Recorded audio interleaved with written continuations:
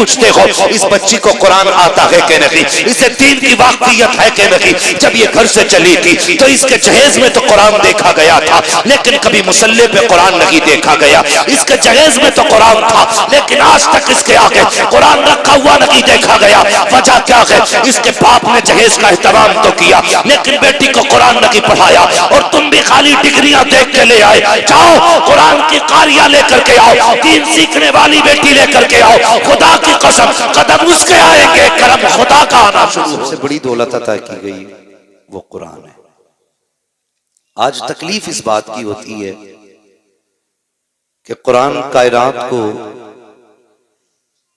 जीने का सलीका सिखाने के लिए आया था, लेकिन आज कुरान को कब खोला जाता है? अगर किसी घर से कुरान पढ़ने की आवाज आती है तो लोग समझ जाते हैं शायद कोई मर गया है, या कोई बीमार है, या किसी के भूत उतारे जा रहे हैं। क्योंकि चंद खास मौकों के अलावा हमें कुरान पढ़ने की मोहलत और फुर्सत नहीं मिलती है। ये कड़वी सच्चाई है। हम न्यूज टाइम से टाइम देखते हैं, अखबार भी पढ़ लेते हैं, अगर नहीं खोल पाते तो कुरान नहीं खोल पाते। कई सारे नौजवान ये कहते हैं हमें आते ही नहीं पढ़ना। तो मैं पहले ये मशवरा दूंगा कि तालीम के लिए कोई उम्र खास नहीं है। महबूब अलैहिस्सलाम ने फरमाया था माँ की गोद से लेके कब्र तक इल्म सीखो। लेकिन हमारी कौम जितना जोर इस दीन के अंदर इल्म सीखने पर दिया गया, उतनी ही हमारी कौम इल्म सीखने में पीछे है।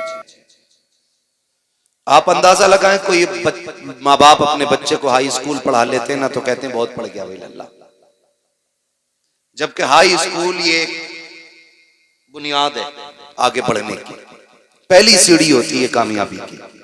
हम हाई स्कूल पर रोक के बंदे को कहते हैं दुकान कर ले। और इल्म दीन का जहां तक सवाल है, नाजरा पढ़ाते हैं वो भी कैसे साला हमारा जाका।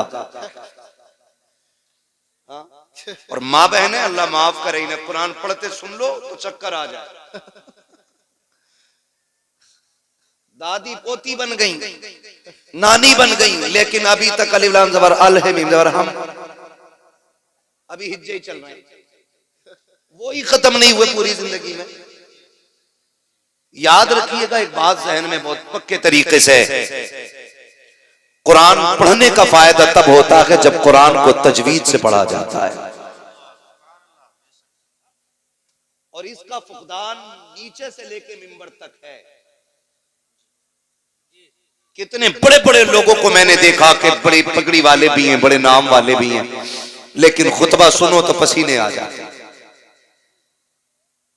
लोग ना बरकत के लिए 40 दिन नहीं 80 दिन भी पढ़ लेते हैं, लेकिन बरकत नहीं हो रही। कहते हैं कुरान पढ़ा बरकत नहीं हुई। तो मसला कुरान में नहीं, मसला आपके पढ़ने में। पूछो इन उलमा से, असल चीज होती है कुरान को तलफ्फुज के साथ पढ़ना। कैसे? बाबा फरीदगंज शकर रहमतुल्लाह तआला अलैह बैठे, मदरसे के कुछ बच्चे निकले बर्तन लेकर के। आप बाहर बैठे थे, कहने लगे किधर जा रहे हो? कहा हुजूर चश्मे से पानी लेने के लिए जा रहे हैं। कहा चश्मा तो बहुत दूर है, ये कुआं करीब है, इससे क्यों नहीं भर लेते पानी? कहने लगे पानी तो इससे भी भर लेंगे, लेकिन इसका पानी खारा है, पीने में मजा नहीं आता। फरमाने लगे अच्छा भर के लाओ, मीठा मैं कर देता हूं। जब पानी भर के लाके रखा गया ना, आपने पढ़ा आवाज के साथ कुल वल्लाह शरीफ और दम कर दिया। बच्चे लेके गए, उस्ताद ने कहा इतनी जल्दी आ गए? कहने लगे जी। कहा पानी कहां से लाए? कहा कुएं से। कहा वो कुएं का पानी तो खारा है? कहने लगे नहीं, अब ये मीठा हो गया। कहा कैसे? कहा एक बाबा बैठा है, उसने पानी पे दम कर दिया, पानी मीठा हो गया। कहा पढ़ा क्या था? कहा उसने कुल वल्लाह शरीफ पढ़ के पानी पे दम किया, पानी मीठा हो गया। कहने लगे उस्ताद ये कौन सी बड़ी बात है, लाओ जरा सारे बर्तन भर लो, कुल हु अल्लाह तो हमें भी आती है ना। पूरी रात पढ़ के फूकते रहे, एक घड़ा तो क्या एक घूंट पानी मीठा ना हो सका। सुबह हो गई फूकते फूकते, दूध सूख गया। सुबह उठे दौड़े, कहने लगे बाबा बताओ तो सही, तुमने भी सूरह इखलास पढ़ी थी, मैंने भी सूरह इखलास पढ़ी थी, आपने एक बार पढ़ दिया सारा पानी मीठा हो गया, मैंने सारी रात पढ़ा है एक घूंट पानी नहीं हुआ। मीठा मुस्कुरा के कहने लगे नादान तुझे पता नहीं है, सिर्फ कुरान पढ़ने से पानी मीठा नहीं होता है, अगर पानी मीठा करना है तो जबान भी बाबा फरीद जैसी होनी चाहिए। नारे तकबीर, नारे रिसालत, अजमत कुरान, नारे तकबीर, नारे रिसालत। असल होता है जबान का दुरुस्त होना, समझ गए मेरी बात? असल क्या होता है? जबान का दुरुस्त होना। मसाइल बड़े हैं हजरत, लोग हज करने जाते हैं, लेकिन गया था तब भी दाढ़ी नहीं थी, आया आप भी नहीं रख रहे, गया था तब भी डंडी मार रहा था, आया अब और लंबी करके डंडी मार रहा। क्या मतलब?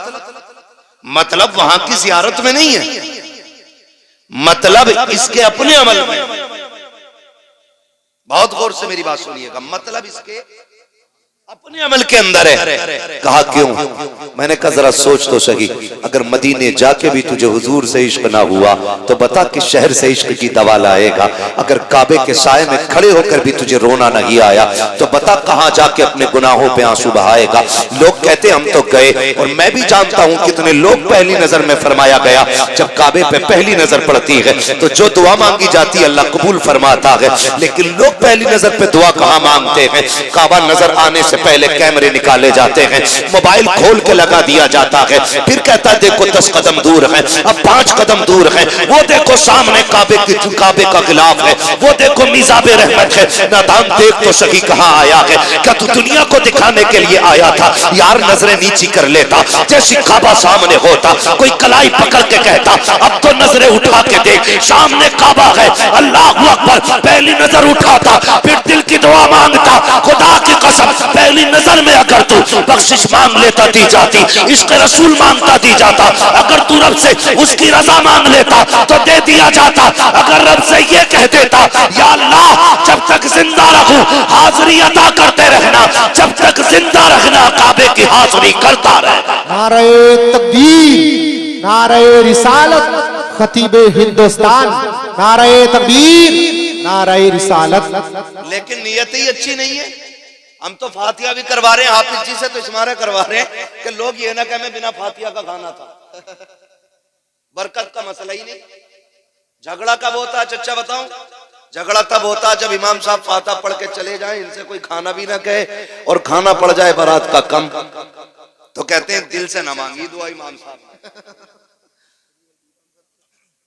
यही होता है ना, अरे मौलाना ने दुआ सही से नहीं की, हमने तो खाना खत्म होगा ना तो लोग पूछे फातिहा ना कराई थी। अच्छा ये पहला सवाल होता फातिहा नहीं कराई थी, ये कोई नहीं पूछता बता खाना खड़े करके खिलाया था कि बैठा के खिलाया था। ये कोई क्यों नहीं पूछता खाना सुन्नत के मुताबिक खिलाया था या शैतान के तरीके पे खिलाया था, क्योंकि जिम्मेदार मौलवी को ठहराना। और आप बड़े अच्छे लोग हैं यहाँ तो माशाल्लाह इमामों की इज्जत भी होती है, मैं जानता हूँ, बड़े कदर वाले लोग हैं, अल्लाह सलामत रखे। और जो उलमा की इज्जत करते हैं ना अल्लाह उनकी नस्लों में आलिम पैदा फरमा। ये याद रखिएगा, जो उलमा की इज्जत करते हैं उन्हीं की नस्लों में अल्लाह उलमा भी पैदा फरमाता है।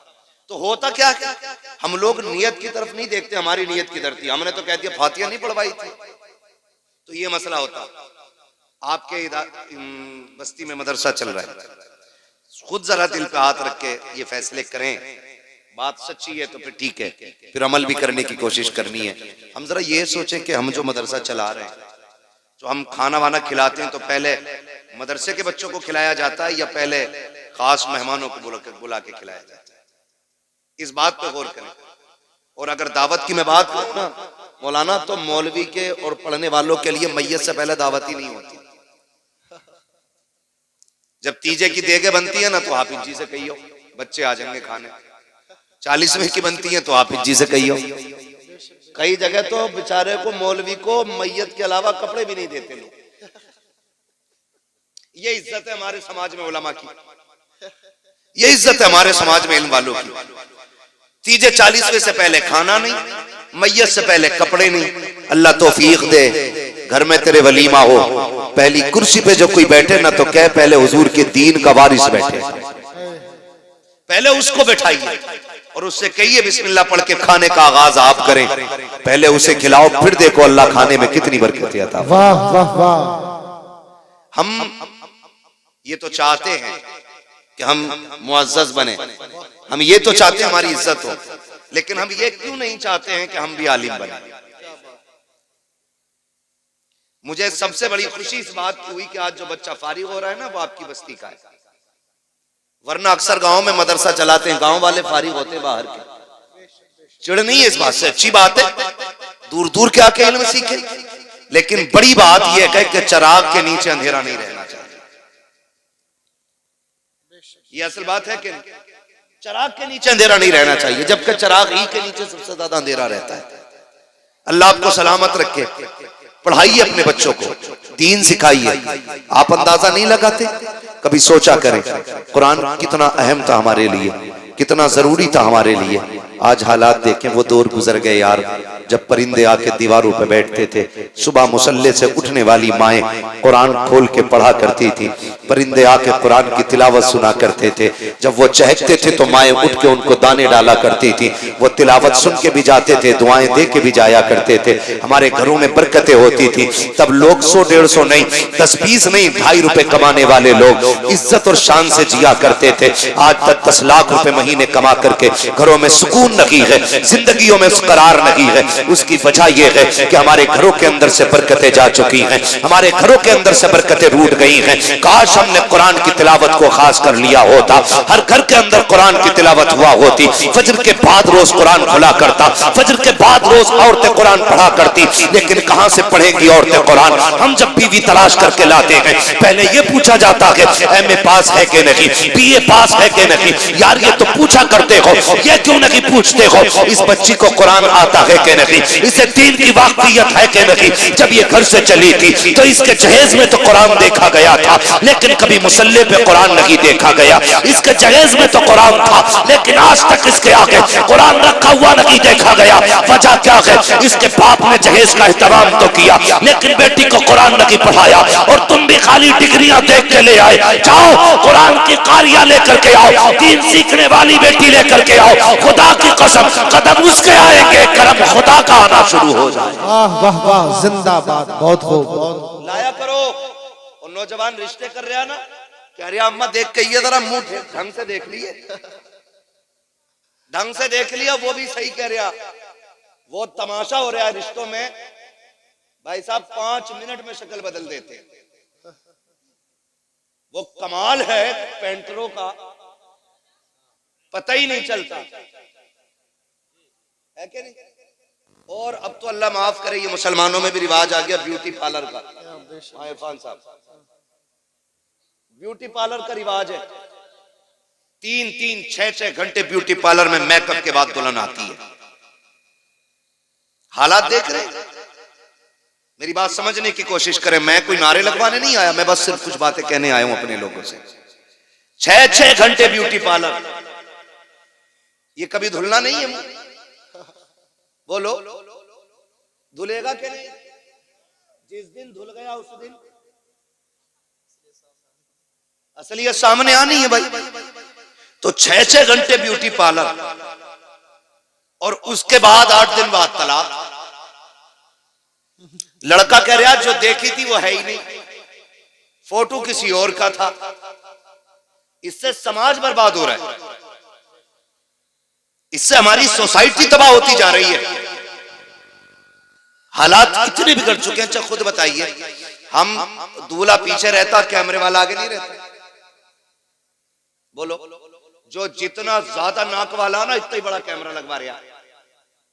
एक जगह गए, निकाह का मसला था तो वकील बना दिया गया, इजाजत लेने गए, हमसे पहले कैमरे वाला घुसा पड़ा था। मौलवी से पहले कैमरे वाला। यार हम मुसलमान हैं। कौन है हम? कौन है हम? मुसलमान। मुसलमान हमारी सबसे बड़ी दौलत को गैरत कहा जाता है, और आज वही हमारे पास नहीं है। कैमरे वाला घुस जाता हर जगह जाकर, बाकायदा बुलाया जाता है, कहा जाता सही से वीडियो बनाना, एक सही से बनाना, देखना ये चलेगी बाद में, हमें गैरत आनी चाहिए। ब्यूटी पार्लर के नुकसानात आप न जानो मगर मैं आपको बता जाऊं, ब्यूटी पार्लर के नुकसानात आप देखिए, चेहरे बिगड़ जाते हैं। जब मियाँ बीवी एक जगह रात को आकर के इकट्ठा होते हैं, हुक्म तो ये था ना कि नमाज अदा की जाए, दोनों एक जगह पर अल्लाह की बारगाह में शुक्राने के सजदे अदा करें, लेकिन करे कौन सजदे अदा? लड़के को तो वैसे फुर्सत नहीं है, और लड़की इतना ब्यूटी पार्लर से सज के आई है, मुंह धुल गया तो सारा काम खराब हो जाएगा, वुजू कर नहीं सकती है, इसलिए सजदे भी नहीं हो सकते हैं। जब वुजू नहीं होगा, सजदे नहीं होंगे, तो बरकतें कहां से आएंगी? ए मेरी कौम की शहजादियों, ब्यूटी पार्लर का हुस्न जो होता है ये घंटे 2 घंटे का होता है। रब ने तेरे लिए वुजू को दिया था, तेरे लिए नमाज को दिया था, चेहरे पे अगर बिल्कुल भी रंग रोगन न था, 5 वक्त वुजू करके तुझे सजदे करके रब को मनाना था। ब्यूटी पार्लर का हुस्न देता है जो रब की बारगाह में किए जाने वाले सजदे हुस्न दिया करते हैं। बहुत खूब, जिंदाबाद, बहुत अच्छा। लेकिन नौजवान भी अंधा हो गया, मर गया। कह रहा देख कहियो सही से देखियो। एक ने ना तो ऐसे करके देखा, रगड़ रगड़ के, ऑर्डर तो नहीं है, हालात देखो। ये क्या है मालूम है? ये दीन से दूरी है, दीन से दूरी, ये कड़वी सच्चाई है, ये हमारी दीन से दूरी है। तो रिश्ते भी अगर करते हैं ना तो हम डिग्रियां देख के करते हैं। कभी सिर्फ ये मत देखो, ये मत कहो अम्मा देख के आए ना तो ऐसा देख के आना रिश्ता कि वो उसका चेहरा अच्छा हो, उसकी नाक अच्छी हो, उसके कान अच्छे हो, ऐसे ऐसे तखय्युलात पैदा कर देते हैं। ये बीच में जो निकाह कराने वाले लोग होते हैं ना, अच्छी बात है रिश्ता कराना, लेकिन जरा हल्का हाथ रखा करो। आते ही कह रहा लोंडिया ऐसी देखी ना होगी जी तुमने। ये जुमला जब कह दिया ना लड़के के सामने तो उसके जहन में एक तस्वीर बन गई, लेकिन जब देखता है तो कहे हुए का बिल्कुल उल्टा। फिर यहां से नफरत पैदा हो जाती है, नफरत पैदा हो जाती है। तो ये बीच वाले लड़की ऐसी है कि देखी नहीं होगी, और लड़के की बात आवे तो लड़का 90,000 कमा रहा। अभी उसके अब्बा ने बताया कि इसी महीने डाले लखनऊ से कितने 90,000, और 3 महीने शादी को नहीं होते, लड़के का अब्बा मीटिंग लेके बैठ जा, समझाओ ये 2 रुपए नहीं कमा रहा भाई, ये शादी से पहले तो 90,000 कमा रहा था। तो मसला क्या होता? धोखा, फंसाना किसी को। भाई जो रिश्ता कराने वाले लोगों कितना मिल जाएगा? 500 रुपए और एक जोड़ा। गलत बोलोगे तो पूरी जिंदगी लानतें और मिलेंगी। और उधर से आके कह रहा 90,000 कमा रहा, तुम क्या दोगे? तो बाप होता, कहता यार चलो ठीक है 90 कमा रहा है तो हम भी 10 लाख दे देंगे। कहा ना जी 10 में बात ना चलेगी, उसका रिश्ता फला जगह से आ रहा है, 12 तो वही देने कह रहा है, तुम 15 दो। तो 15 कह करके तय कराया जाता है। और जब शादियां होती हैं, राज खुल के आते हैं, लड़की के बाप को पता चलता है ये तो निकम्मा निकला, फिर वो 15 में से 10 काट के 5 देता है। फिर जब लड़की ससुराल आया करती है, फिर जो तमाशे होते हैं, लड़का वाला कहता है लड़की से, उसका शौहर कहता तेरे बाप ने 15 का वादा किया था, 5 दे करके धोखा किया है। लड़की कहती है तू भी कोई दूध का धुला नहीं है, तेरे बाप ने भी 90 बताए थे, जब से मैं घर में आई हूँ 1 रुपया कमा के नहीं लाया है। गैरत आनी चाहिए। क्या नतीजा निकालोगे इससे? अगर मुआशरे को सुखी रखना चाहते हो, झूठ ना बोला करो, सच बोला करो। और ये कभी तलाश न करना 90,000 कमाने वाला हो, 1 लाख कमाने वाला हो, लड़का ऐसा तलाश करो कि भले 100 रुपए कमा के लाए, हलाल के लेके आए, किसी का हक मार के न लाए, किसी का दिल दुखा के न लाए। अल्लाह ऐसा कादिर मुतलक है, अगर हलाल कमाने वाला होगा अल्लाह 100 में भी 1 लाख की बरकतें अता फरमा दे। वाह वाह वाह, जिंदाबाद, बहुत खूब। मतलब नहीं है डाकू हो चाहे मगर 1 लाख ला रहा हो, हाँ, मगर अल्लाह भी ऐसा कादिर मुतलक है, लाओ कौन सा डाकू लाओगे निकाल के बड़ा बनेगा। 1 थोड़ा कमर में निकाल देता है, 1 थोड़ा जमीन बिकवा देता है, 1 थोड़ा जमीन बिकवा देता है। पर न तुम नहीं जानते, बुरा ना मानना। अमीर अक्सर कैसे जाते? Brain tumour, brain haemorrhage, cancer, फालिज। गरीब बुखार आया निकल ली, सिरसाम हुई निकल ली, ये सस्ते निबट जाते। खुदारा रब से रिस्क हलाल मांगो। और दुल्हन देखो तो पढ़ी लिखी, दीनदार, और दामाद देखो तो वो भी दीनदार। अब तो लोग ना बुंदे वाला दामाद ज्यादा पसंद करते हैं। हाँ, बुंदे वाला दामाद, क्यों भाई, ये ज्यादा काबिल है क्या? क्या मसला बुंदे वाले का? दाढ़ी में कट निकले हुए। हाँ, अब कट तो हजरत अल्लाह माफ करे, एक तो बिच कपड़ा बनवाए तो सर, बिस कपड़े हैं बहुत सारे, पीछे से बिच कपड़ा पूछ उसकी, यहाँ दूर से देखने में लग रहा कोई जानवर बैठा है इसके सर पे, और बड़ा अच्छा मुस्कुराता हुआ आ रहा। मैंने शर्म करिया, और दाढ़ी में एक ने ऐसे कट मारा जैसे इसके टांके भरे हुए, जैसे पुरानी चोट होती है ना, तो कभी कभी पुराने निशानात चोट के ऐसे होते हैं कि बाल ही नहीं जमते, ऐसा मारा कट दाढ़ी में। मैंने कहा एक्सीडेंट हुआ होगा, यहाँ से फट गया होगा। करीब से देखा तो मुड़े हुए थे बाल। हालात दमाद किसका? बब्बन का, छन का, जुम्मन का, यही मसला चल रहा है यार। एक बात तो सुनो, और लड़कों तुमसे भी गुजारिश है, ज्यादा मालदार ससुर भी मत ढूंढना। दोनों बातें मैं असल बात कह के जा रहा हूं, दीनदार लड़की तलाश करो, मगर रिश्ते अल्लाह माफ करे, कह रहा बड़े लोगों में इसलिए रिश्ता किया ताकि थोड़ी सी अपनी भी दैल हो, और वो भी कह रहे दमाद ऐसा होना चाहिए जो चले तो कुछ धमक होनी चाहिए।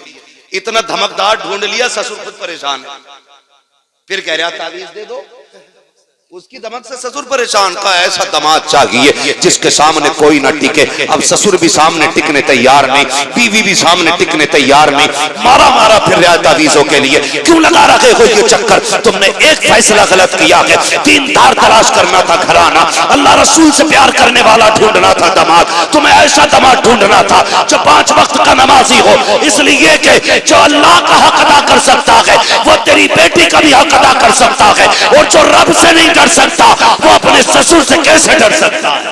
सुभान अल्लाह, बहुत खूब, जिंदा।